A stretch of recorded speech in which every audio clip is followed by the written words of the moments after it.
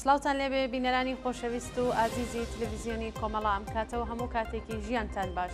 هیوادارین لە هەر پێهان ساغ و سلامەت بن. ئەمڕۆ دووشەممە شەشی خەرمانانی ساڵی 1402 هەتاوی بەرابەر لەگەڵ 28 ئاگۆستی ساڵی 2023 زاینی لەگەڵ هاوڕێیانی هاوکارم لە خزمەتتانداین بۆ پێشکەشکردنی گەشتی هەواڵەکانی کوردستان، ئێران و جیهان.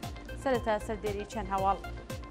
ڕێزگرتن لە ساڕۆژی دامەزراندنی حیزبی کۆمونیستی ئێران لە شاری کامێران، دانانی کامێرای چاودێری لە گۆڕستانی ئایچی سەقز و شاری سنا، بەڕێوەبردننی مانۆڕی سەربازی لەلایەن سوپای پاسدارانەوە لە سنا، سەپاندنی سزای 10 ساڵ زیندان بەسەر ڕەفێق سەلیمی، بانگێشت و لێپرسینەوەی بنەماڵەی ئازاد حوسێنپور لەلایەن ئیدارەی ئیتڵاعاتەوە، سەدان هێکتار لە دارستانەکانی داڵەهۆز سووتێنران، وای گیانەدەستانی چوار شاخەوانی خەڵکی خۆی بەهۆی ڕووداوی هاتوچۆ.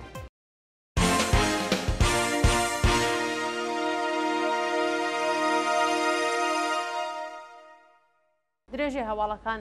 ڕێزگرتن لە ساڕۆژی دامەزراندنی حیزبی کۆمونیستی ئێران لە شاری کامێران بە پێی هەواڵی گەیشت و ڕۆژی یەکشەممە 5 خەرمانانی ساڵی 1402 هەتاوی کۆمەڵێک لە لایەنگرانی کۆمەڵەوە حیزبی کۆمونیستی ئێران هاوڕێ لەگەڵ بنەماڵەی دادخوازانی کامێران لە مەراسمێکدا چوون بەرەو پیری ساڕۆژی دامەزراندنی حیزبی کۆمونیستی ئێران و ڕێزیان لای گیان بەخکردوانی ڕێگەی ئازادی و بەرابەری کرد.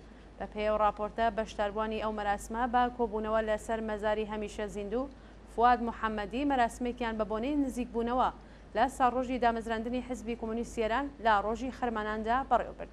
مەراسمەکە سەرەتا بە یەک خولەک بێدەنگی و بۆ ڕێزگرتن لە یادی تەواوی گیان بەخکردوانی ڕێگەی ئازادی و بەرابەری دەستی پێکرد. دواتر چەند کەس لە بەشداربووان لەسەر زەرورەتی دامەزراندنی حیزبی کۆمونیستی ئێران قسە و باسییان کرد و پەیمانیان لەگەڵ ئامانجی گیان بەخکردواندا نوێ کردەوە. لە کۆتاییشدا بەشداربووان جەختیان لەسەر درێژەدان بە خەبات تا سەرکەوتن کرد. دانانی کامێرای چاودێری لە گۆڕستانی ئایچی سەقز و شاری سنا ڕۆژی یەکشەممە 5 مانگی خەرمانان هێزە ئەمنیەتیەکانی ڕژیم کامێرای چاودێریان لە گۆڕستانی ئایچی سەقز و شوێنە هەستیارەکانی شاری سنا دامەزران. بە پێی هەواڵی گەیشت و ناوەندە حکوومەتیەکان لەژێر ناوی پاراستنی شار کامێرای چاودێری و سیخوڕیان لە دەوروبەری گۆڕستانی ئایچی شاری سەقز و بەتایبەت لە نزیک گۆڕی ژینە ئەمینی دامەزراندووە و لەلایەکی دیکەوە شوێنە هەستیارەکانی شاری سنەوەکو کەمەربەندی 25 و نایسەر کامێرای شاراوەیان داناوە. بەڕێوەبردننی مانۆڕی سەربازی لەلایەن سوپای پاسدارانەوە لە سنا شەوی یەکشەممە 5 خەرمانان هێزەکانی سوپای پاسداران لەگەڵ نزیکبوونەوە بە ساڵ ڕۆژی شۆڕشی ژینە مانۆڕێکی سەربازیان لە دەوروبەری شاری سنا بەڕێوەبرد. بە پێی هەواڵەکان هێزە چەکدارەکانی سوپای پاسداران بەهۆی نزیکبوونەوەی ساڵڕۆژی شۆڕشی ژن ژیان ئازادی مانۆڕی سەربازیان لا گەڕەکی 5 ئازادی و میانی ئەقباڵی شاری سنا بەڕێوەبرد و دۆخێکی ملیتاریزەیان بەسەر شاردا زاڵ کردووە. سەپاندنی سزای 10 ساڵ زیندان بەسەر ڕەفێق سەلیمی. ڕەفێق سەلیمی چالاکوانی کرێکاری لەلایەن دادگای ئینقلابی سنا بە 10 ساڵ زیندانی تەعزیری محکوم کرا. بە پێی راپۆرتەکان ڕەفێق سەلیمی کە پێشتر لە 7 مانگی سەرماوەز لەلایەن هێزەکانی ڕژیمەوە دەست بەسەر و بۆ بەندیخانەی سنە گوازرایەوە ڕۆژی یەکشەممە 5 خەرمانان لەلایەن دادگای ئینقلابی شاری سنا بە تۆمەتی بێبنەمای دروستکردنی گروپی نایاسایی دژ بە ئاسایشی وڵات بە 10 ساڵ زیندان محکوم کرا. جێگای ئاماژەیەکە بەهۆی لێدان و ئەشکەنجەی ناوبراو لە زیندان گوێی چەپ و شانی بە سەختی بریندار بووە. دەست بەسەرکردنی دوو هاوڵاتی خەڵکی شاری پیرانشار. بە پێی راپۆرتەکان دوو هاوڵاتی خەڵکی شاری پیرانشار بە ناوەکانی جوتیار ئەشرەفزادە و مەهوەش تەوەسۆلی بە 2 ساڵ زیندانیکردن لە ماڵەوە محکوم کران.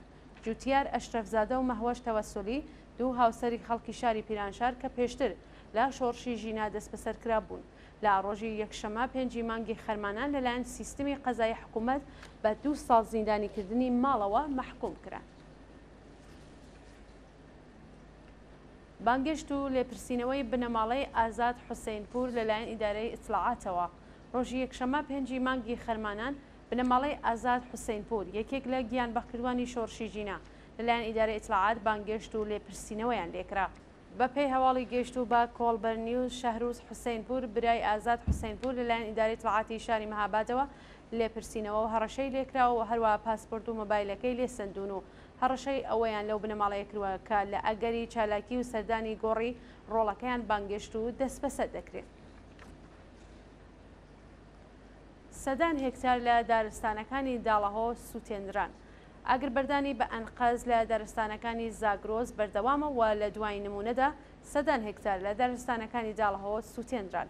بەپێی راپۆرتی گەیشتوو لە ماوەی چەند ڕۆژی ڕابردوودا زیاتر لە 200 هێکتار لە دارستان و زەوی ناوچەی داڵەهۆی سەر بە پارێزگای کرماشان لە ئاگردا سووتان و خەسارێکی زۆر بەرژینگە و خەڵکی ئەو ناوچەیە گەیاندووە.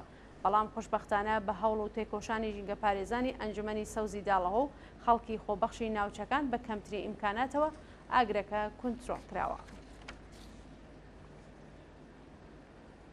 گیان لە دەستانی چوار شاخەوانی خەڵکی خۆی بەهۆی ڕووداوی هاتۆچۆ.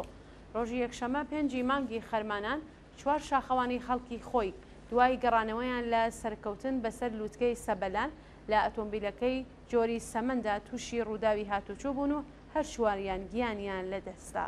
بە پێی زانیاریەکان ناسنامەی ئەو چوار شاخەوانە بریتیە لە ڕەزا غەنیزادە، حوسێن شەهرامنیا، زەبیحوڵڵا شکارچی و زولەیخا ئابازەڕی ئەسڵ کە لە ڕێگەی گەڕانەوە بۆ ماڵەوە لە ڕووداوی هاتۆچۆ گیانیان لەدەستاوە. جێیان مەژەیەکە بەهۆی خراپی ڕێگەوبان و ناستانداربوونی جۆری ئۆتۆمبیلی ناوخۆ لە ئێران ساڵانە هەزاران کەس بەهۆی ڕووداوی هاتۆچۆ گیانیان لەدەستدەن.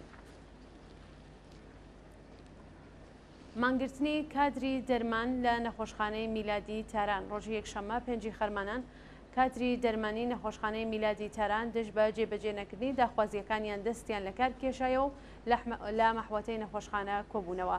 پەرستاران و کادری دەرمانی نەخۆشخانەی میلاد دەڵێن بەڵێنی وەزیری بێهداشت لە سەردەمی نەخۆشی کۆرۆنا بۆ گۆڕینی دۆخی پیشەیان جێبەجێ نەکراوە بەهۆی کەمی تعرەفە و لە خوارەبوونی ئاستی حەقدەست و مەزایە لە دۆخێکی خراپدا دەژین و خوازیاری جێبەجێکردنی داواکاریەکانمانی. کۆبوونەوەی کەمەندامانی تاران لە بەردەم دەفتەری سەرۆکۆماری. ڕۆژی یەکشەمە 5 خەرمانان کۆمەڵێک لە کەمەندامانی تاران بە کۆبوونەوە لە بەردەم دەفتەری سەرۆکۆماری ناڕزایەتی خۆیان لە ئاز بایەغنەدانی بەرپرسانی ڕژیم بە کێشە و گرفتەکانیان نیشاندا.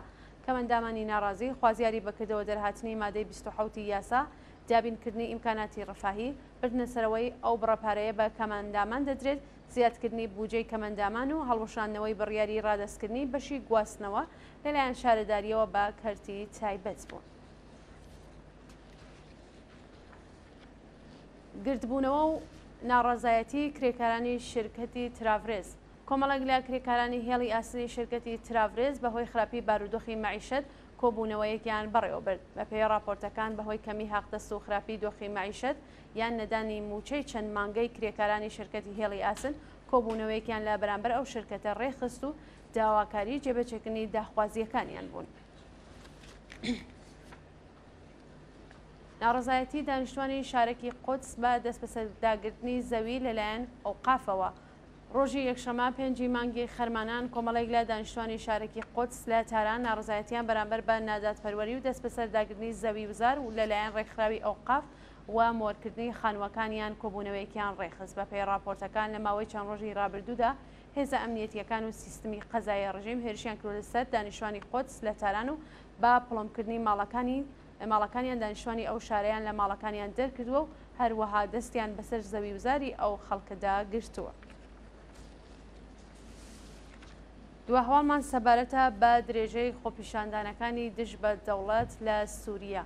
ڕۆژی یەکشەمە 5 خەرمانان بۆ حوتمین ڕۆژی بەردەوام دانیشتوانی شارەکانی سویدا، دەرعا، حەلەب و دەیرۆزوری سووریا دژ بە دەوڵەتی بەشار ئەسەد خۆپیشاندانیان کرد. بە پێی راپۆرتەکان پاش بەرزبوونەوەی نرخی سوتەمەنی ئاو کارەبا خەڵکی شارەکانی سویدا، دەرعا، حەلەب و دەیرۆزور ڕژانە سەر شەقام و ڕۆژ لە دوای ڕۆژ ئاستی ناڕزایەتیەکان دژ بە دەوڵەتی بەشار ئەسەد پەرەدەسێنێت.